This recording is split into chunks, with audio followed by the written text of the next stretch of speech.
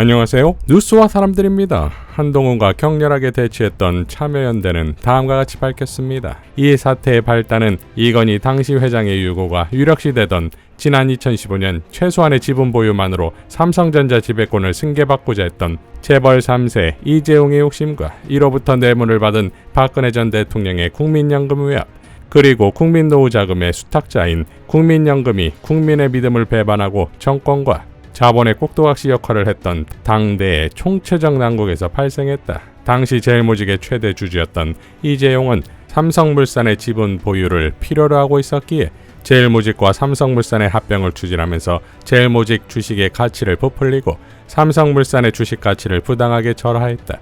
그에 따라 삼성물산의 자산 규모가 제일모직보다 약 3배나 큼에도 불구하고 삼성물산 주식 1주당 제일모직 주식 교환 비율은 0.35에 불과했다. 이에 삼성물산에 투자하고 있던 엘리엇 측이 문제 제기에 나서면서 분쟁이 발생해 오늘날의 사태에 이르게 된 것이다. 당시 불법 행위의 당사자였던 이재용은 뇌물 제공으로 경영권을 승계해 삼성전자의 회장이 되었고 박근혜 씨 역시 특별 사면되었다. 부정부패를 저지른 이들이 국정을 농단해 원하는 것을 얻는 동안 그 대가는 오직 대한민국 정부와 그 국민이 막대한 손해를 입게 된 것이다. 노동시민사회단체는 이러한 상황을 결코 납득할 수 없으며 정의와 공정의 실현을 위해서라도 이 문제를 바로잡아야 할 것임을 분명히 요구한다. 당장 해결해야 할 문제는 두 가지이다. 첫째, 이재용 회장과 박근혜 씨 등 국정농단과 정경유착 연루자들에게 구상권을 청구해야 한다. 대한민국 정부는 국고를 들여 엘리엇 측의 막대한 손해배상 및 지연의자, 분쟁 비용을 지불해야 한다. 법무부가 이에 대해 불복 절차를 밟을 가능성이 있지만 대한민국 사법부가 이재용의 뇌물과 박근혜의 외압, 당시 문형표 보건복지부 장관과 홍한선 국민연금 기금운용본부장의 직권남용과 배임을 확정한 상태에서 이를 뒤집기는 쉽지 않을 것이다. 그로 인해 국민이 세금 등으로 마련한 나랏돈이 국민의 복리와는 아무런 상관이 없는 명목으로 지출되게 되었다. 이 국고 손실을 회수할 방안을 마련해야 한다. 대한민국 정부가 엘리엇 측의 손해에 대한 배상을 실시하게 된다면 이에 대해 전적으로 책임이 있는 이재용과 삼성물산, 박근혜 씨, 문영표 전 장관, 홍한선 전 본부장에 대해서도 구상권을 청구할 방안이 마련되어야 한다. 윤석열 대통령과 한동훈 법무부 장관은 박근혜 게이트 국정농단과 이재용 뇌물 사건 수사 현장에 최일선에 있었던 전문가이므로 이러한 국민의 요구를 외면하지 않으리라 생각한다. 둘째, 삼성 불법 합병으로 인한 국민노후자금 손실에 대한 손해배상을 청구해야 한다. 엘리엇 측의 ISDS 승소로 인해 삼성물산 합병 비율이 부당하게 책정되었고 그로 인해 주주 손실이 발생했다는 사실 역시 재차 입증되었다. 이는 당시 삼성물산의 최대 주주였던 국민연금이 손해를 입은 것 역시 분명해졌음을 의미하기도 한다. 참여연대 추산에 따르면 삼성물산 제일모직 부당 비율 합병으로 인해 국민연금 기금이 입은 손실은 약 5,200억 원에서 최대 6,750억 원에 달한다. 국민의 노후자금에 이러한 손해가 발생한 책임을 결코 묵과해서는 안 된다. 국민연금 역시 박근혜 씨, 문영표 전 장관, 홍한선 전 본부장, 삼성물산, 이재용 회장 등에 대해 당장 손해배상 청구에 나서기 바란다. 이미 보건복지부와 국민연금 측은 지난 5월 노동시민사회단체의 질의에 대해 삼성물산 제일모직 합병 관련 엘리엇 메이슨캐피탈 ISDS 중재사건과 관련한 중재판정부의 판단이 확정된 이후 손해배상 청구를 위한 소재기 여부를 검토할 예정이라고 밝힌 바 있다. 이제 더 이상 이유 같지 않은 이유를 들먹이며 결정을 미루지 말라. 재벌과 부패 정치인들의 국정농단 사건이 발생한 지 6년이 되어가고 있다. 그 주요 책임자들에 대한 잇따른 가석방과 사면 등 역사의 심판과 단죄는 흐지부지 되었으며 현 정부는 경제 위기를 운운하며 친재벌 기조를 노골적으로 드러내고 있다. 그러나 아직도 이번 ISDS 결정과 같이 정경유착, 부정부패 청구서가 계속 발생되고 있다. 그에 대한 책임을 엄중히 물어야 한다 라고 밝혔습니다. 강민정 의원도 다음과 같이 밝혔지요. 엘리엇의 지불 판결난 1,300억, 삼성 이재용과 박근혜 최순실이 책임자라. 박근혜 국민 돈을 자기 돈인 줄 착각하고 국민연금으로 하여금 이재용 삼성 경영권 불법 승계를 적극 돕게 한 자. 이재용 고위평가자라 수법으로 제일모직과 삼성물산 합병에 최대 주주 국민연금 동의받아 삼성 총수직 쟁취하고 박근혜 최순실의 감사뇌물 제공에 실형받았으나 대통령 사면으로 풀려난 자 엘리엇 삼성물산 평가절하에 이의 제기하고 삼성에 소송 제기했다가 삼성과 삼성물산 주식 매수 청구권 가격에 합의해 보유지분 팔아넘겨 손 털고 나가놓고 국제 중재판정부 제소로 1,300억 원까지 추가로 챙기게 된 미국계 헤지펀드, 경실련 참여연대 등 일찌감치 2015년 당시 이재용의 삼성경영권 승계 부당성을 지적하고 추후 엘리엇의 ISDS 제소 가능성까지 경고하며 국민연금의 삼성 부당 합병 반대를 요구한 시민단체. 재벌은 국민 돈인 국민연금을 사익을 위해 알뜰하게 활용하고 그 과정에서 권력 실세와 재벌은 서로 짬짬이 챙겨주고 국제 헤지펀드는 재벌과 부패 정치권 약한 고리쳐서 수익 몇 배로 올리고 시민단체는 경고하고 국민 세금 지키려 했었지만 힘에 부치고 이게 현실이지만 그러나 또 당할 순 없다.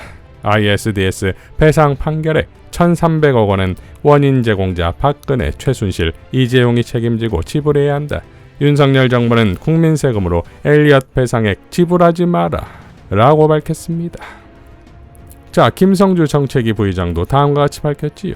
정부가 엘리엇에 물어줘야 할 금액은 690억 원, 이자까지 포함하면 1,300억 원에 달한다고 합니다. 이 돈을 국민의 세금으로 지불한다는 것은 납득할 수가 없습니다. 왜 이득을 본 자는 항상 빠져나가고 손해는 항상 국민의 몫이어야 합니까? 피해를 끼친 자들에게 구상권을 청구하는 것은 당연합니다.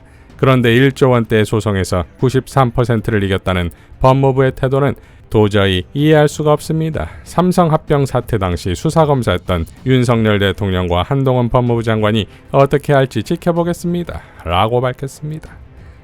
자, 법무부는 엘리엇이 청구한 손해배상금 7억 7천만 달러의 약 7%를 지급하게 됐다고 밝혔고, 이에 언론들은 93%의 승소를 했다는 궤변을 늘어놓았지요. 만약 70억 달러였다면 99% 승소한 겁니까? 이어 왜 국민 세금으로 내야 하냐는 비판이 쏟아지자 법무부는 고민해보겠다는 입장을 냈지요. 더 빵 터지는 건 이 사건을 수사한 것이 지금 대통령과 법무부 장관이라는 것이고, 그러니 엘리엇 측은 정부 고위 관료와 재벌 간 유착 관계로 주주들이 손실을 입은 사실이 윤석열 대통령과 한동훈 법무장관의 검찰 시절 수사로 이미 입증됐다고 강조했지요. 조호균 변호사는 이 건에 대해 다음과 같이 밝혔습니다. 아직 중재법원의 결정문은 공개가 안 되었네요. 그나저나 영어로 서면을 제출한 줄 알았는데 한글로 서면을 제출했나 보군요. 쟁점 중 하나가 검찰 공소장 내용에 관한 다툼 같습니다. 엘리엇 측 서면에는 한국 검찰 공소장 내용을 고려해달라고 주장했는데, 한국 측 서면에는 검찰 판단이 독립된 외부 검토자의 판단과 틀리더라도 검찰은 기소할 수 있는 재량이 있는 것이라고, 그러니까 검찰 공소장 내용은 고려하지 말아달라고 주장했네요. 라고 밝혔습니다. 자, 그러니까 지금의 검찰이 과거의 검찰을 부정해야 하는 딜레마다 이거지요. 그러니까 이재용을 비롯한 관련자들에게 구상권을 청구하면 될 것인데, 흥미롭게도 고일석 기자에 따르면 엘리엇 기사에서 이재용 이름 빼려고 삼성이 각 언론사 대상으로 출입기자부터 데스크에 경영진에 이르기까지 맨투맨으로 붙잡고 생난리를 치고 있다고 합니다. 최소한 제목에서만이라도 빼달라고요. 라고 밝혔으니 이재용의 입장이 딱 보이지요. 타이밍 절묘하게도 베트남 방문 중 교웅이 국빈 만찬에서 이재용의 생일을 축하했다는 보도가 나왔으니 이건 1,000억짜리 생파이자 이재용을 놔두라는 메시지일까요? 자, 이재용은 둘째치고서라도 총선을 앞두고 박근혜에게까지 구상권을 청구하는, 그러니까 깜빵에 넣는 것도 모자라 또 처벌을 하냐는 논란일 수 있겠지요. 또한 박근혜 시절의 국정농단이 지금 이 정권에서 결코 일어나지 않는다고 누가 말할 수 있겠습니까? 더하면 더하지 않을까요? 그렇다면 당연 구상권 청구 같은 선례를 결코 만들어서는 안 되는 거 아니겠습니까? 그러니 구상권 청구는 없을 것이다 이겁니다. 그렇다면 결국 한동훈에 대한 비판은 더 거세질 수밖에 없겠지요. 지난 론스타 소송도 그렇고 이번 엘리엇 소송도 어떻게 하면 법무부의 주장 한동훈이 유능해서 잘 막아내고 있다는 프레임을 만들려고 했으나 모두 실패했지요. 지난 론스타 건에서 5월 박재홍의 한판 승부에 출연했던 국제통상 전문 송기호 변호사는 이렇게 발언했었지요. 지금 론스타 사건은 지난 8월 30일 선고되었을 때 제가 제기했던 문제입니다만 론스타로 인해서 이익을 본 사람이 있잖아요. 그 이익을 보게 된 과정에서 불법이 있었기 때문에 우리 국가가 패소한 것이거든요. 그래서 저는 누가 어떤 잘못을 했는지 판결문을 완전히 공개하고 제대로 조사, 수사해야 된다는 게 제 입장이었습니다. 그런데 당시 한동훈 법무부 장관은 이거는 무효시킬 수 있는 충분한 승산이 있다. 국민의 세금도 1원이라도 안 들게 하겠다고 했는데 제가 봤을 때는 현재 이 판결에서 무효, 굉장히 까다로운 무효 사유가 있다고 보지 않고요. 더욱이 지금 정부도 인정하고 있는 것은 이 판결이 유효하잖아요. 아직 무효가 되지 않았으니까요. 그런데 지금 정정 신청이라고 하는 지극히 대단히 이해할 수 없는 절차가 진행되어 왔는데요. 그러니까 정정 신청을 해서 약 6, 7억 정도 줄었다고 하지만 이 기간 동안 오히려 이자가 어제 날짜를 기준으로 계산해 보니까 593만 달러, 약 한 74억 이상 오히려 이자가 증가한 상황이거든요. 이게 유효한 판결이라는 것을 법무부는 왜 자꾸 그것을 이렇게 부인하면서 마치 그것이 국민의 세금을 아끼는 것인 것처럼 말하는지 대단히 이해할 수 없습니다. 이미 당시에 발표를 할 때 무효 승산, 충분한 승산이 있다 이렇게 말했다는 말이지요. 그렇다면 제가 이제 이거는 국제법에 정해놓은 무효 사유가 있기 어렵다. 왜냐하면 무효 사유는 대단히 한정적이기 때문에 그렇다면 법무부가 무효 사유가 충분하다고 한다면 좀 밝혀달라. 어차피 그 무효 사유로 주장을 할 테니까 그것을 미리 밝힌다고 해서 그게 뭐 상대방에게 우리의 어떤 전략을 드러내는 것도 아니거든요.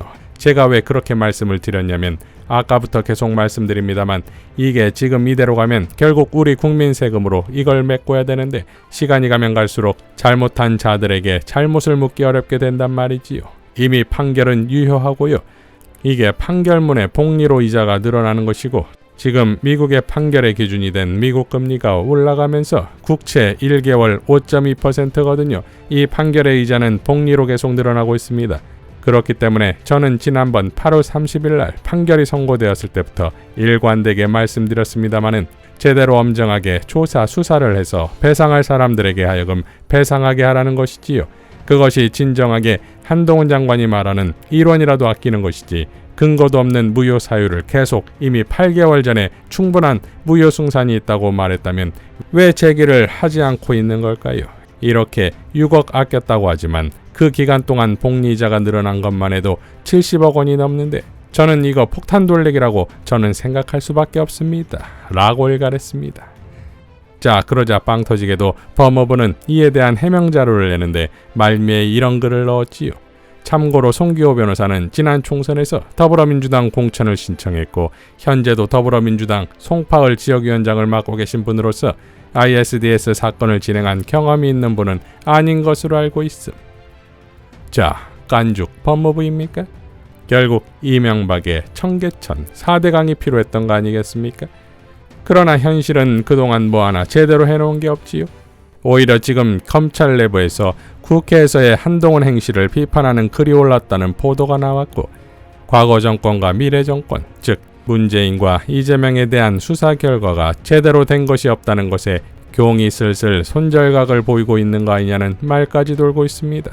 여기에 태블릿 PC가 송영길 전 대표에 의해 본격화되고 있으니 한동훈의 입구는 화려했으나 나갈 출구는 보이지 않지요?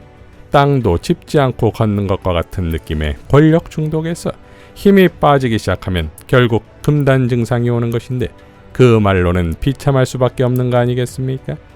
인과응보이자 뿌린 대로 거둔다는 건 역사의 진리입니다. 이상 뉴스와 사람들이었습니다. 시청해 주셔서 감사드립니다.